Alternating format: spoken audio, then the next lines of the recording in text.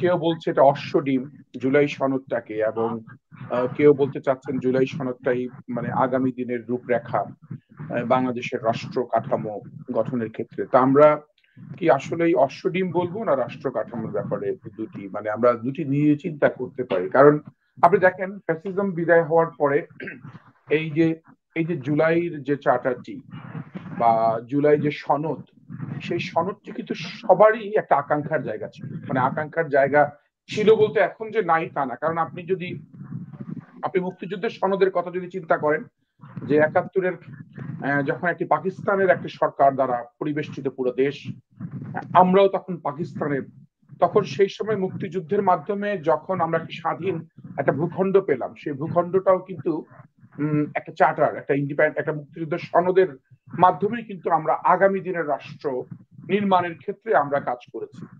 এবং জুলাইতে যারা এই এত 2,000 মানুষের প্রাণ, 30,000 মানুষের আত্মদান এবং শত শত পরিবার দীর্ঘ 17 বছর যে লাঞ্ছনা বঞ্চনা এবং যে আত্মত্যাগের বিনিময়ে অর্জিত একটি একটি সফল অভ্যুত্থানের মাধ্যমে, একটি সফল বিপ্লবের মাধ্যমে ফ্যাসিজমের বিদায় হওয়ার পরে মানুষের মধ্যে যে নতুন দেশ ভাবনা, ঠিক ওই পয়েন্টটা আপনি যদি ঠিক এই মুহূর্তে 5ই আগস্টের পরের দিন 6ই আগস্ট বসবাস করেন, কথা বলেন, আপনি কিন্তু জুলাই সনদকে কোনোভাবেই ছোট করে দেখা, জুলাই সনদ নিয়ে কোন ধরনের কথা বলার আপনি মানসিক অবস্থানই রাখবেন না। কিন্তু কারা সেটি সৃষ্টি করেছে, যেখানে দেখেন ভাগ্য এমন একটি বিষয় যে যে জুলাই সনদের বা জুলাইয়ের বিপ্লবের মূল দাবিদার যারা, তারাই সেই জুলাই সনদের স্বাক্ষর করে নাই বা করতে পারে নাই বা করতে দেয়া হয় নাই, কিংবা কোনো একটা কারণ, সেটি আমরা ব্যাখ্যা করবো।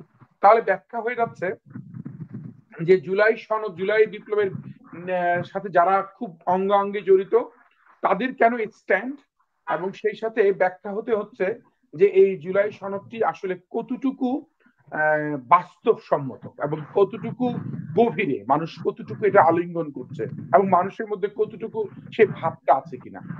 কিন্তু আপনি যদি মানুষের এখন আবেগ দেখেন, অনুভূতি দেখেন, সে আবেগ অনুভূতির জায়গায় ডক্টর মোহাম্মদ ইউনূস সাহেব যখন বলেছে যে একটি ইতিহাস, মানে উনি তো সবসময় সবকিছুকে জাদুঘরে ফেলতে চায়, মানে এমন ইতিহাস বলতে বলতে এমন একটা যে এটা জাদুঘরে চলে যাওয়ার মতন একটি অবস্থা হবে। মানে জুলাই মানে জাদুঘরে গেলে যে স্থিমিত হয়ে যাবে, না জাদুঘরে গেলে ইতিহাস হবে, আমি জানি না। তো পুরো পৃথিবী শিক্ষা নিবে, উনি যেটা বলেছেন যে পুরো পৃথিবী এখানে শিক্ষা নিবে, মানে এত তার আবেগ, ইমোশন। কিন্তু তখনই মারামারি চলছে, ধাওয়া পাল্টা ধাওয়া, বৃষ্টি, লোকজন নাই, তারপরে এমন এমন দল দেখতে, আমি একটু আওয়ামী লীগের পোস্ট দেখলাম,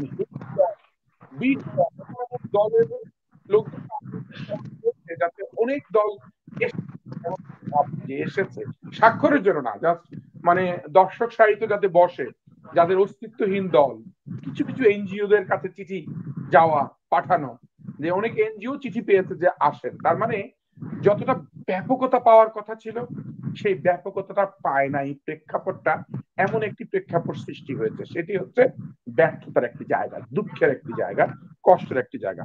আপনি দেখেন এটি তো সাতটা, এটি তো অঙ্গীকার নামা, যে অঙ্গীকার উপরে ভিত্তি করে বাংলাদেশ পরিচালিত হবে, যে অঙ্গীকার করবে সবাই, সবাই মিলে আমরা আসুন অঙ্গীকার করি। সে অঙ্গীকারের মধ্যে হ্যাঁ 7টা অঙ্গীকার ছিল, ছিল 84টা পয়েন্ট, এবং অনেক পয়েন্টে নোট অফ ডিসেন্ট ছিল, এবং চেয়েছিল সবাই যাতে একত্রে আসে। কিন্তু এই হামলা পাল্টা হামলা সবকিছু মিলিয়ে, এবং 24টি, যেখানে 52-53টি রাজনৈতিক দল, সেখানে মাত্র 24টি দল, পরবর্তীতে আরেকটি দল যুক্ত হয় গণফোরাম, 25টি দল আসে, অর্ধেক দল আসে না। কিন্তু আমরা অর্ধেক বলবো না, এই জন্যই বলবো না অর্ধেক, কারণ এই 52টি দল নিয়ে তো আর ঐক্যমত আলোচনা করে নাই, আলোচনা করেছে 30টি দল। এই 30টি দল নিয়ে আলোচনা করেছে, তখন তো আমরা বলি নাই কেন আরো 20-22টি দলকে আনা হয় নাই। তখন তো আমরা 30টি দলকে মেনেই দীর্ঘদিন আমরা জাতীয় ঐক্যমতের এই আলোচনাগুলো কন্টিনিউ করেছি। কিন্তু সেখানে তাহলে বাদ থাকতেছে 5টা কি 6টি দল, তারা আসে নাই, এনসিপি সহ। এখন পয়েন্ট হচ্ছে আমার, আমি একটু ক্রিটিক্যাল অ্যানালাইসিস করি, যেহেতু সাসপিশিয়াস মাইন্ড সবসময় কাজ করে। ডক্টর মোহাম্মদ ইউনূস সাহেব শুধু রাজনীতি নিয়ন্ত্রণ করছেন না বাংলাদেশে, উনি একজন বড় পাকা ঝানু রাজনীতিবিদ হয়ে গেছেন। একটা বাইরের প্রলেপটা হচ্ছে না আমি রাজনীতি বুঝি না, এটা হচ্ছে বাইরের প্রলেপ, কিন্তু ভিতরে আপাদমস্তক উনি রাজনীতিটা বোঝেন মানে মানুষের সাথে কিভাবে নেটওয়ার্ক মেনটেন করা, কাকে কি বললে খুশি হবে, কাকে কি বললে কাজে লাগানো যাবে, কাকে কি বললে চালানো যাবে, যখন যেটা দরকার সেটা করা। এনসিপি কে দরকার কি দরকার না প্রশ্ন হতে পারে যে এনসিপি তাহলে তার এতই এখন কি টিস্যু পেপারের মতো হয়ে গেছে, এটা আপনি বলতে পারবেন না। কেন বলতে পারবেন না? কারণ নাহিদ ইসলাম যে উপদেষ্টা ছিল চলে আসছে, সে কিন্তু তারই কাছের মানুষ। কেন? একটার সাথে কাজ করতে গিয়ে। এবং এখনো যারা আছে যে সজীব ভুঁইয়া কিংবা মাহফুজ কিংবা আরো যারা আছে, তারা কিন্তু কেউই কিন্তু এনসিপির বাইরের লোক না। মতাদর্শের ভিত্তিতে, গভীরতার ভিত্তিতে, মানে অন্তর্নিহিত সম্পর্কের কারণে তাদের সাথে তাদের সম্পর্ক অনেক গভীরে। তাহলে আপনি প্রশ্ন উঠতে পারে, এত গভীরতা থাকার পরেও উপদেষ্টা মন্ডলীতে যেখানে এনসিপির প্রভাব আছে এখনো অনেক বেশি, এনসিপির মুরব্বী অনেকটা আসিফ নজরুল এখনো আছে ঘুরে ফিরে, সব থাকা সত্ত্বেও তাহলে কেন ওরা কি কনভিন্স করতে পারে নাই? প্রশ্ন আসতে পারে। বা ওরা কেন, ওদের মধ্যে কি এমনই কি কন্ট্রাডিকশন বা কি যে পয়েন্ট গুলো বলতে চাচ্ছে যে এনসিপি, যে আমরা এটা আইনি ভিত্তি দেখতে চাই, আইনি ভিত্তি না দেখে আমরা এটাকে স্বাক্ষর করবো না, ধরেন এটি বললো। আর সরকার এটাকে বলতে চাচ্ছে ঐতিহাসিক একটা দিন, ঐতিহাসিক মুহূর্ত, সারা পৃথিবী আমাদেরকে দেখবে। আবার পৃথিবীর মধ্যে আমি একটা হালকা এমন একটি ডিস্টার্ব ইচ্ছাকৃত ভাবে রেখে দিলাম কিনা, ধরেন আমি যদি ভাবি যে ডক্টর মোহাম্মদ ইউনূস সাহেব নিজেই চেয়েছে যে এনসিপি না আসুক, বা বলেছে যে ঠিক আছে এমন একটি প্রবলেম, কারণ ডক্টর মোহাম্মদ ইউনূস যদি তাদেরকে ব্যবহার করতে চায়, যাচ্ছে তাই ভাবে ব্যবহার করতে পারবে। কারণ যদি তার গেমটা সফল হয় তাহলে ব্যবহার করবে, সফল না হলে বলবে এটা আমার, this is not my part of game. এখন এটাকে আপনি বিশ্লেষণ করতে পারবেন না, কারণ এটি করলে কারো কাছে আমরা হাসির পাত্র হতে পারবো যে কি বলে সে, যদি ডক্টর ইউনূস কেন চাইবে, তাদেরকে কেন বলবে। কারণ ডক্টর ইউনূস সবসময় তো একটা চেক এন্ড ব্যালেন্স, নিজেকে প্রোটেক্ট করার চেষ্টা করবে, কিন্তু সবসময় প্রোটেক্ট সব যদি তার একচেটিয়া হয়ে যায়। এনসিপি কে দিয়ে আমি দীর্ঘদিন ধরে দেখছি যে এনসিপির অনেক নেতাদেরকে দিয়ে ওনার বিরুদ্ধেই কিন্তু, ডক্টর ইউনূস সাহেবের বিরুদ্ধেই কিন্তু বলার চেষ্টা করছেন।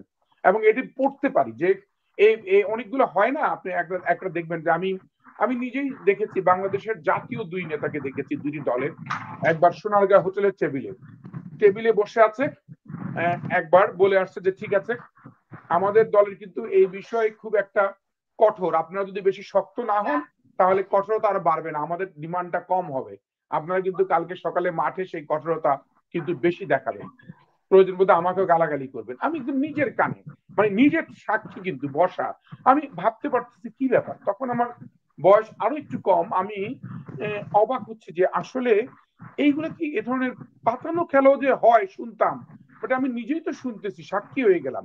বসলাম, বসে দেখতেছি দুইজন লিডার কথা বলতেছে, আমাকে হয়তো উঠতে বলে নাই, ভাগ্যক্রমে বলতো, কিন্তু কিভাবে যেন আমি বসেছিলাম। আমি শুনে অবাক হচ্ছি যে তারা যদি এই ধরনের পরিকল্পনা করে, তাহলে এই যে হায়ার এন্ডে যে সকল খেলা খেলছে ডক্টর মোহাম্মদ ইউনূস সাহেবরা, তারা অনেক কিছুতে ইশারা ইঙ্গিতে তাদের কথাবার্তা যে তার লোকরা বুঝবে না, অন্যান্য প্রফেসর শিক্ষকরা পণ্ডিতরা যে বুঝবে না তা কিন্তু না, পণ্ডিতদের জন্য ইশারাই কাফি, বলে দিচ্ছে আসিফ সাহেবকে, বলে দিচ্ছে হ্যাঁ ডু ইট দ্যাট ওয়ে। এখন যদি ডু ইট দ্যাট ওয়ে, তখন যদি সে ওয়েটা যদি আসিফ সাহেবরা বুঝে ফেলে করে, তাহলে কিন্তু আপনি সংকটটা কোন দিকে যাচ্ছে আপনি ধরতে পারবেন না। কারণ আপনি একজন মানুষ যদি ঘুমের অভিনয় করে ঘুমায়, আপনি কিন্তু তাকে জাগাতে পারবেন না, তখন সে জাগবেই না, কারণ সে তো জাগ নাই, বাট সে তো ঘুমের অভিনয় করে আছে। ফলে যেটা হয়েছে, এটা এক ধরনের সংকট। আমি চলে আসি ধরেন 84টা পয়েন্টের দিকেও আমি যদি যাই, যে ঠিক আছে সনদের সবগুলো বিষয়, কয়েকটা বিষয় ছাড়া, যেমন ধরেন আপার হাউসে মানে উচ্চ কক্ষে যেটা মানে সবচেয়ে বেশি, মানে সবার যে প্রবলেমটা এখন হচ্ছে, যে উচ্চ কক্ষে পিয়ার পদ্ধতি, মানে উচ্চ কক্ষে পিয়ার পদ্ধতির ধরনটা আবার এখন সবাই মনে মনে চাচ্ছে যে পিয়ার পদ্ধতির ধরনটা যাতে হয় ভোটারের ভিত্তিতে, কিন্তু আসনের ভিত্তিতে বিএনপি অ্যাডামেন্ট, যে বিএনপি বলতে চাচ্ছে যার যতটা আসন সে ভিত্তিতে দেওয়া হবে, তাহলে সেটাই মানে রিফ্লেকশন হবে। কিন্তু অন্য যারা তাদের মধ্যে কিন্তু বলতে চাচ্ছে, আমি আরো কয়েকজনের কথা শুনছিলাম, তারা কিন্তু ওই একটা জায়গায় যদি একমত হয়, ওই আর কোনো বিএনপি ব্যাপারে তাদের কোনো আলাদাই নাই, তারা এখন নিম্ন কক্ষ বাদ দিয়ে উচ্চ কক্ষ ভাবতে চাচ্ছে যে কিছু একটা জিনিস করা যায় কিনা, কিছু থাকা যায় কিনা। কিন্তু এখানে অনেক প্রবলেম হচ্ছে যে দেখা যাচ্ছে হয়তো পিআর পদ্ধতিতে 5% উপরে ভোট পেতে হবে এমন একটি সিস্টেম করতে হবে, কিন্তু 7% ভোট পেয়েছে, একটি আসনও পায় নাই, তাকে কিভাবে দিবে? সেখানে যদি পিআর উচ্চ কক্ষে যদি 100 আসন হয়, অনেক সময় তো আসন একটাকে অর্ধেক করে ফেলা যাবে না, যে ঠিক আছে আমার পক্ষ থেকে অর্ধেক দাও, তোমার পক্ষ থেকে অর্ধেক দাও। সে একটা মানুষ, তো মানুষ তাকে দুইটা ভাগ করতে পারবে না, সেটা একটা জটিলতা হবে। সেই জটিলতাটা কিন্তু আলোচনা করতে চাচ্ছে না, পিআর এর আলোচনাটাই মাথায় রাখছে। যদিও ধরেন আমরা আবার অনেক সময় বলতে চাই না এখন যে কথাগুলো, এই যে জুলাই সনদটা প্রশ্নবিদ্ধ হচ্ছে কেন, প্রশ্নবিদ্ধ কারা করছে? প্রশ্নবিদ্ধ করছে আওয়ামী লীগ, ধরেন ফ্যাসিস্টরা, এতে কোনো ভুল নাই। প্রশ্নবিদ্ধ আমরা যারা আলোচক, সমালোচক, যারা একটু ক্রিটিক্যাল অ্যানালাইসিস করি, তারাও করছি। কেন করছি?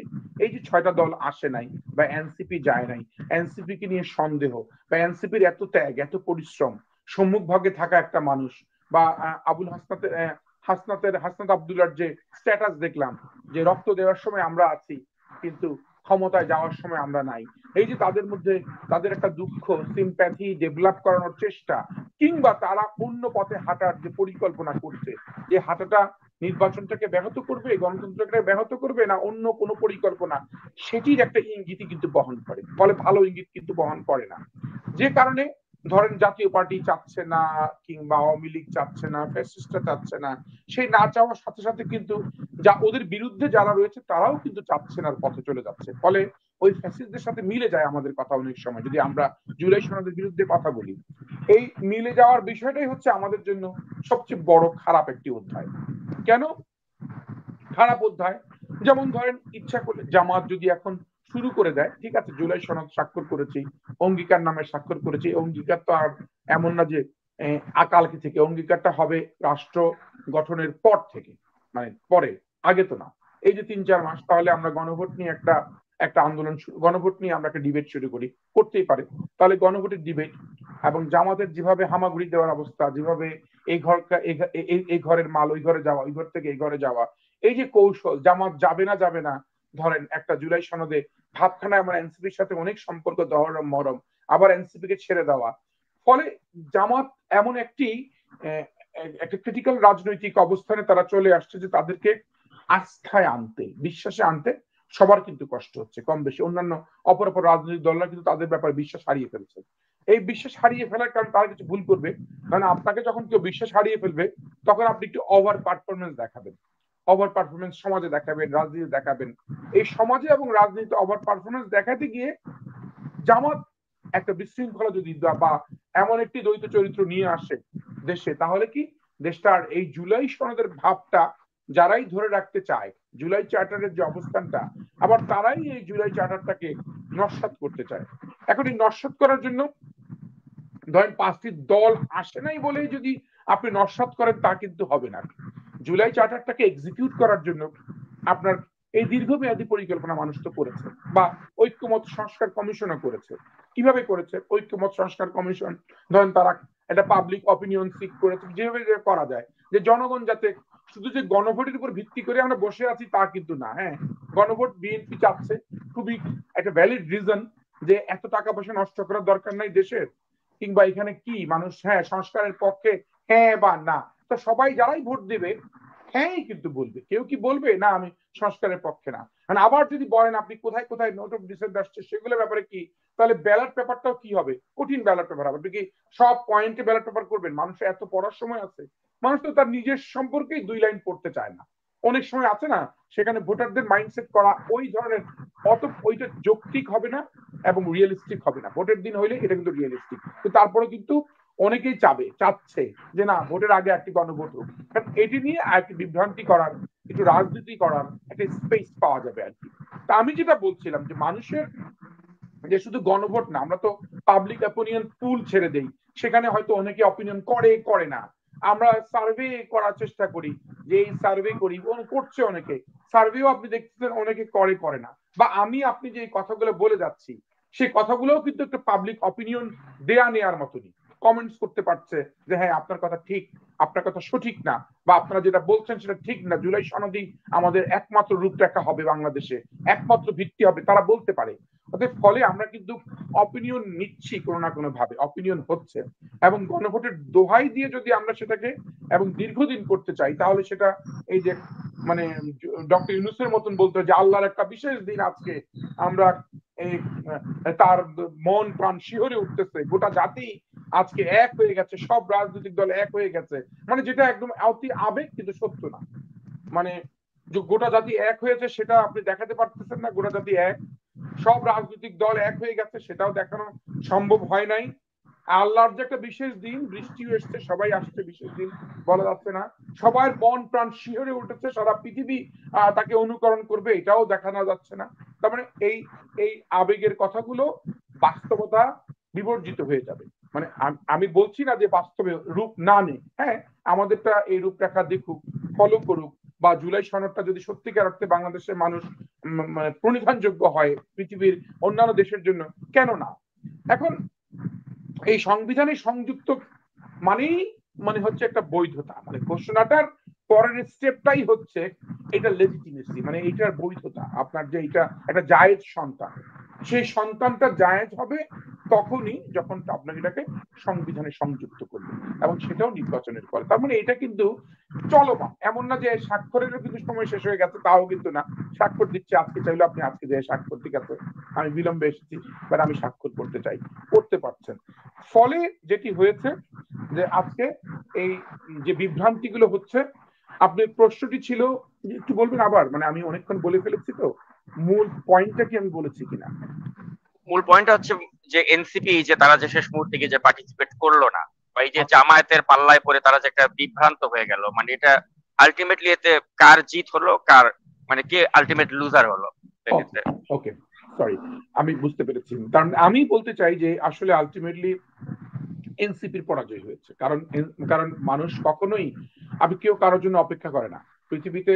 এবং মনে রাখতে হবে যারা রাজনীতি করে তাদের শুধু কৌশলী না, অভিমান, ক্ষোভ, এগুলোকে মাথায় রেখে যারা রাজনীতি করে বা রাজনৈতিক দল চালাবে, অভিমান এবং ক্ষোভকে মাথায় রেখে তারা সবচেয়ে বেশি ক্ষতিগ্রস্ত হবে। আমি আমার দীর্ঘদিনের রাজনীতির চর্চা থেকে বলছি, যে রাজনীতির গভীরে চর্চা করে বলে বলছি, যারা আমি অনেককে দেখেছি, আমার অনেক কর্মী বন্ধু সহযোদ্ধা, যাদেরকে দেখেছি যারা সবচেয়ে বেশি ক্ষোভ লালন করেছে, অসন্তোষ লালন করেছে, অভিমান লালন করেছে, এই লালন পালনের জন্য তারা ছিটকে পড়েছে দেশ থেকে, রাজনীতি থেকে। এবং এনসিপি যদি ছিটকে পড়ে, তাহলে এনসিপির এই যে কষ্ট করেছে যারা এনসিপির জন্য বা এই সম্মুখ পানে যুদ্ধ করেছে, তাদের সাথে তারা প্রতারণা করবে, মানে তারাই তাদের নিজেদের সাথে নিজেদের মাংস খাবে। মানে বলে না বেড়া ঘাস খেয়ে ফেলছে, এই এই তারা তাদের নিজেদের নিজেদের অস্তিত্ব নিজেরা সংকটে তারা নিজেরাই ফেলেছে। এবং আমি মনে করি তারা কখনো কারো ফাঁদে পা দেওয়া উচিত না, জামাতের হোক, সেটা যদি স্বয়ং তাদের অভিভাবক ডক্টর মোহাম্মদ ইউনূসেরও যদি হয়ে থাকে, যদি হয় তাদের তাদের কোনো আরো বড় ধরনের কোনো একটা একটা গুড প্ল্যান তাদেরকে, শুনেন মাথায় রাখতে হবে, কিন্তু ডক্টর মোহাম্মদ ইউনূস সারাক্ষণই এনসিপি কে আপগ্রেডেড পলিটিক্যাল লিডারশিপ পজিশন নিয়ে আসতে চায়, আলোচনায় আনতে চায়। অনেক সময় এগুলো না করেও তারা যদি পড়া করে এমন একটি এনসিপি যে অনেক গুরুত্বপূর্ণ, কারণ ওরা গুরুত্ব হারায়, ইউনূস সাহেব ওদের গুরুত্ব বাড়ায়, ওরা হারায় উনি গুরুত্ব বাড়ায়। ঠিক আন্তর্জাতিক সেমিনারে এসেও বলেছে যে আমাদের নেপথ্যের মূল কারিগর ধরেন দেখিয়ে দিয়েছে একজনকে, ঠিক আছে, মাস্টার মাইন্ড বলেছে, মানে কি সবসময় ওরা গুরুত্ব হারায় উনি বাড়ায়। অতএব এটা অনেক ওই ধরনের কোনো চক্রান্ত হতে পারে, অতএব ওই চক্রান্তে পড়ে কিন্তু তার হারিয়ে যাবে কিন্তু, কারণ সবার চক্রান্ত কাজে লাগে না, মানুষ কিন্তু সব দেখছে। আর সাদা মাটা মানুষ খুব পছন্দ করে এখনকার দুনিয়ায়, বুঝেন না, আমরা খাবার দাবার এখন দেখবেন যে আমরা খুব অর্গানিক প্ল্যান্ট বেসড খাবার প্রতি মানুষ ঝুঁকছে, একদম প্ল্যান্ট, মানে গাছ থেকে পেরে খাবে পারলে, মানে এতটা মানুষ মানুষ পছন্দ করে। অতএব রাজনীতিতে ঠিক ওরকম সাদা মাটা ভাবে যদি রাজনীতি করতে না পারে তারা ক্ষতিগ্রস্ত হবে, এবং তাদের পায় ফাঁদে কারো ফাঁদে পা দেওয়া উচিত না। এটি হচ্ছে আমার আপনার প্রশ্নের উত্তর। অসংখ্য ধন্যবাদ জনাব নয়ন মাঙ্গালী।